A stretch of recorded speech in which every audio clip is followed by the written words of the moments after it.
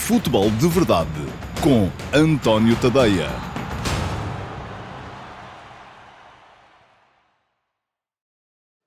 Olá a todos e sejam muito bem-vindos ao Futebol de Verdade Flash para o Royal Antuérpia 1, Futebol Clube do Porto 4. Foi um hat-trick de Evanilson, que nem constava no plano inicial de Sérgio Conceição para a partida, que acabou por permitir ao Futebol Clube do Porto a segunda vitória em 3 jornadas da fase de grupos da Liga dos Campeões e que há de ter lançado mais algumas dúvidas na mente do treinador acerca do plano A para a equipa esta época. É que depois de terem voltado aos 2 pontas de lança contra o Portimonense, os Dragões confiaram de novo a frente de ataque a Taremi em solitário, com um médio ofensivo no apoio, e as coisas não estavam a correr nada bem.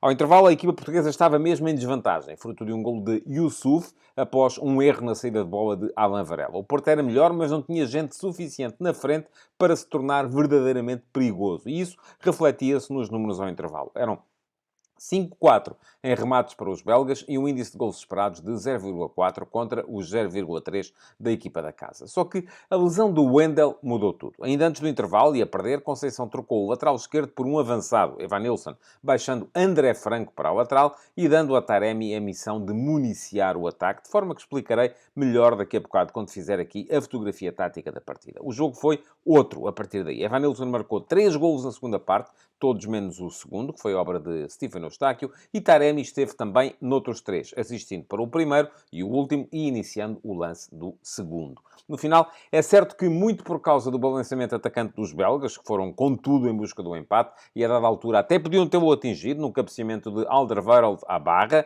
os números foram radicalmente diferentes. O Porto repetiu em 45 minutos os 4 golos sem resposta de Bruges, no ano passado, e ainda que a superioridade não se tenha refletido em muitas situações de finalização, teve contra-ataques que podiam ter levado a uma vantagem ainda maior.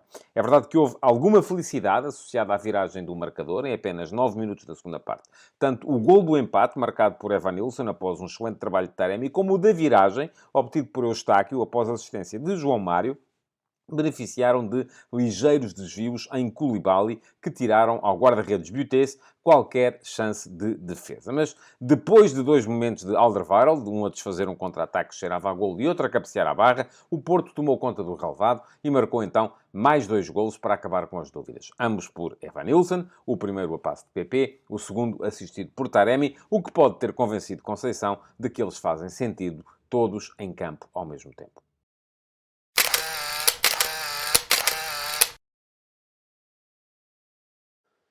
Vamos então à fotografia tática da partida para vos dizer que o Futebol Clube do Porto manteve apenas 4 jogadores do 11 que tinha ganho ao Vivar de Perdizes por 2-0 em partida da Taça de Portugal. Foram eles os laterais João Mário e André Franco, que hoje apareceu no meio-campo, que é a posição verdadeira dele, e ainda PP e Galeno. Quanto ao jogo, ao último jogo verdadeiramente competitivo, a recepção ao Portimonense para o campeonato, que o Porto ganhou por 1-0, fez Sérgio Conceição 4 alterações. Trocou Zé Pedro por Pepe, que voltou ao centro da defesa após um período longo de lesão. Trocou Nico Gonzalez por Eustáquio no meio-campo. Trocou ainda Romário Baró por André Franco, que não tinha jogado de início nessa partida contra o Portimonense, e trocou então Evanilson por Galeno, abdicando do ponta de lança. O que é que aconteceu?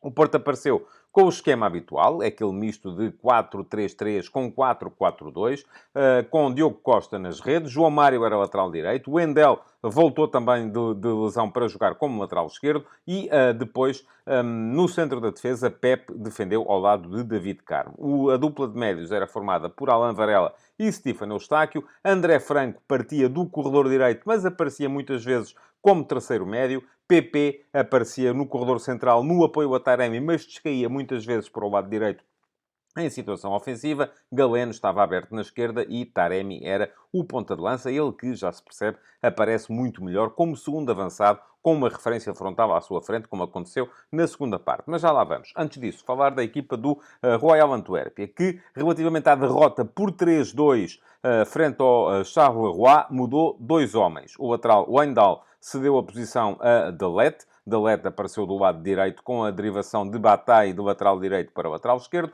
e faltou Keita, o médio mais defensivo, tendo entrado então Alassane Youssouf, que até foi o autor do golo da equipa do Antuérpia. Ora, Butez foi o guarda-redes, depois De Ligt jogou como lateral direito. Bataille foi adaptado ao lado esquerdo da defesa, com Alderweireld e Koulibaly como defesas centrais. Youssouf foi a referência mais atrasada do meio-campo, atrás de Vermeeren e Ekkelenkamp, e na frente o albanês Murra jogou a partir da direita, Balikwisha a partir da esquerda, sendo Jansen o ponta de lança. A grande alteração do jogo foi operada por Sérgio Conceição logo ao minuto 44, quando Wendel se lesionou. E o que é que aconteceu?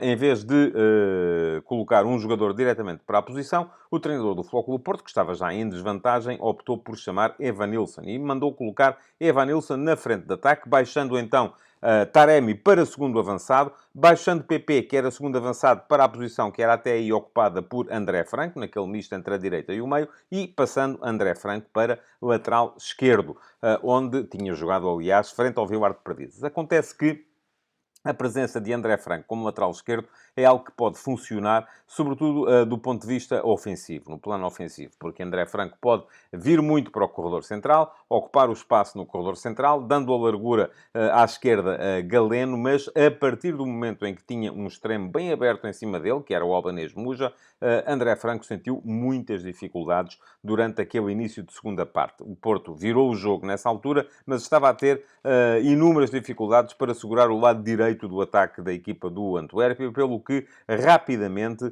acabou por corrigir o tiro Sérgio Conceição. Ao minuto 66, com a equipa a ganhar por 2-1, trocou André Franco pelo mexicano Jorge Sánchez. Sánchez foi para o lateral direito e João Mário, que era lateral direito, mudou para o lateral esquerdo. E a partir daí o Porto segurou melhor o ataque da equipa do Antuérpia. 3 minutos depois, Evanilson fez o 3-1 e o jogo ficava então resolvido. Até final, a 8 minutos do fim, o Flóculo Porto ainda trocou mais 3 homens, Varela por Gruites, troca por troca, Eustáquio por Nico Gonçalves, troca por troca também, e PP por Sérgio Conceição, que foi colocar-se na posição que PP estava a desempenhar nessa altura, a de médio pelo lado direito. Portanto, não mudou grande coisa, mas o Flóculo Porto passeou nesta ponta final do jogo até aos 4-1 finais. Quanto à equipa do Antuérpia, não trocou nada ao intervalo, nem na primeira parte, estava a ganhar. A primeira alteração que fez foi ao minuto 60, quando substituiu De Ligt por Wijndal, dessa forma devolvendo o Bataille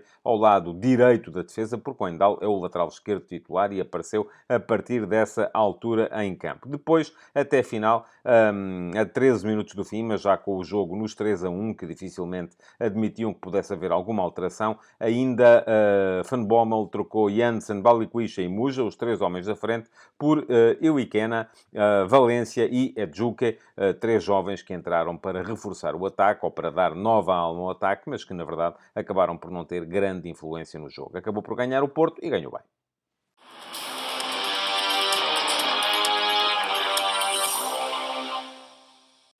Quando um jogador faz 3 golos, é praticamente impossível que não seja reconhecido como o herói do jogo. E foi de facto isso que aconteceu com Evanilson. Começou a partida no banco, entrou ao minuto 44 e logo ao minuto 46, início da segunda parte, fez o golo do empate. Viria a fazer mais 2, um deles de belíssimo recorte técnico, um remate em vôlei após a amorti de PP. Portanto, acabou por ser ele o melhor jogador em campo. Mas não foi, nem de perto nem de longe, o único a exibir-se a bom nível. Taremi melhorou muito com a entrada de Evanilson. Porquê? Porque passou a jogar como segundo avançado, passou a procurar o espaço nas entrelinhas, passou a ter a tal referência frontal que lhe permite encarar o jogo, levantar a cabeça e perceber quais são os melhores caminhos, em vez de ter de jogar tantas vezes de costas para as redes adversárias. Melhorou muito a partir daí e esteve também nas jogadas de 3 dos 4 golos da equipa do Flóculo do Porto. De resto, bem também Stefano Eustáquio, sobretudo na primeira parte, no período mais sombrio da equipa. É dele o golo da virada, um golo de belo recorte técnico também, mas acabou por ser um jogador importante na zona de meio campo, tal como esteve bem, sobretudo João Mário, o melhor dos 4 de trás, porque deu sempre à equipa um apoio ofensivo muito importante. Ele está também em algumas jogadas de ataque verdadeiramente relevantes. Quanto à equipa do Royal Antuérpia, é difícil encontrar grandes exibições. Vermeeren e Ekkelenkamp, na primeira parte, tentaram dar à equipa alguma capacidade de saída a partir do meio-campo, mas acaba por estar Vermeeren ligado a um lance em que perde uma bola e que dá golo para o Flóculo do Porto. No ataque, pareceu-me que Muja, o albanês, foi ainda assim o jogador mais irrequieto, mais mexido e com mais influência no jogo, embora muito disso também possa dever-se ao facto de, no lado dele, estar a jogar um lateral adaptado, como era André Franco. De qualquer forma, herói do jogo, sem dúvida nenhuma, Evanilson.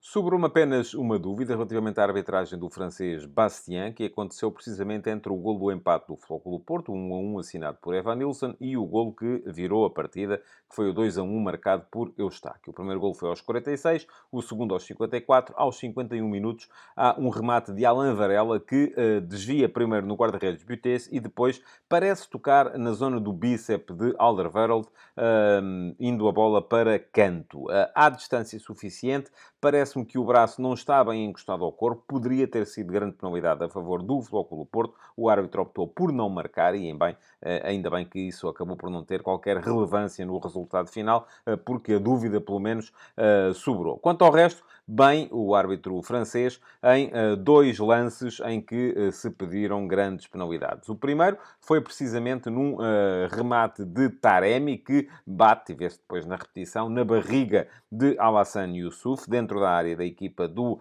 Antuérpia, portanto, sem razão para qualquer falta, isto ao minuto 21, e o segundo a 4 minutos do final, já com 4-1 no marcador, quando o Taremi vem até à sua própria grande área, faz um corte em carrinho e depois, na sequência da jogada, acaba por derrubar Vermeeren, mas foi de facto o prolongamento normal do movimento que levou a fazer o corte e, portanto, não houve também qualquer razão para que seja marcada a falta. De resto, Bastien esteve bem também na amostragem dos cartões amarelos, dos quais saiu mais beneficiada, mais prejudicada a equipa do Flóculo Porto, prejudicada no sentido em que viu mais, porque todos eles acabaram por ser perfeitamente justificados. Boa arbitragem, portanto, a do francês Bastien.